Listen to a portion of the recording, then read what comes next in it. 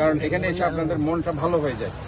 এত বড় সমুদ্র সৈকত পৃথিবীর কোনো জায়গায় নেই, একমাত্র বাংলাদেশ যে এত বৃহত্তম একটা সমুদ্র সৈকত, দীর্ঘতম সমুদ্র সৈকত।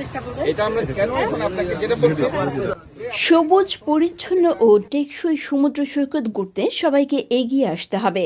মেয়র সাদাত হোসেন।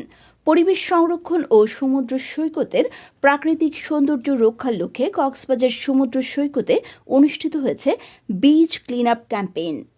গতকাল 10 জানুয়ারি 2026 কক্সবাজার সি বিচে আয়োজিত এ কর্মসূচিতে উপস্থিত ছিলেন চট্টগ্রাম সিটি কর্পোরেশনের মেয়র ডাক্তার সাদাত হোসেন। পরিচ্ছন্নতা অভিযানে বিপুল সংখ্যক স্বেচ্ছাসেবক, তরুণ তরুণী ও পরিবেশ কর্মী অংশগ্রহণ করেন। এ সময় মেয়র ডাক্তার সাদাত হোসেন বলেন, চট্টগ্রাম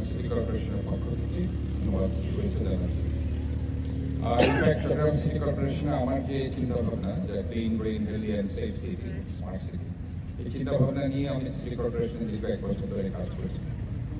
তো কক্সবাজার আমার পর্যটন হাব, এটা একটা বিশাল সম্পদ আমাদের জন্য, longest beach in the world. So এই যে সম্পদটাকে আমরা ইনফ্যাক্ট গত 16 বছরে আমরা দেখেছি এটা ইয়াবার সরবরাহে পরিণত হয়েছে। আমরা রাদার দেন পর্যটনকে চিন্তা না করে, ট্যুরিজমকে চিন্তা না করে, এটা আবার একটা খাত হিসাবে তারা সেখানে যারা গডফাদাররা আছে ছিল এখানে, যারা হয়তো পালিয়ে গেছে, হয়তো কেউ জেলে আছে, তারাই কিন্তু এই কক্সবাজার থেকে এটা ডেভিয়েটেড করেছে অন্যভাবে। তো আমরা মনে করি আজকে আমরা এই কক্সবাজারটাকে বাংলাদেশের নয়, পৃথিবীর সব জায়গায় যাতে স্বেচ্ছাসেবকরা সমুদ্র সৈকতের বিভিন্ন অংশ থেকে পলিথিন, প্লাস্টিক বোতল, খাবারের মোড়ক সহ পরিবেশ দূষণকারী বর্জ্য সংগ্রহ করেন।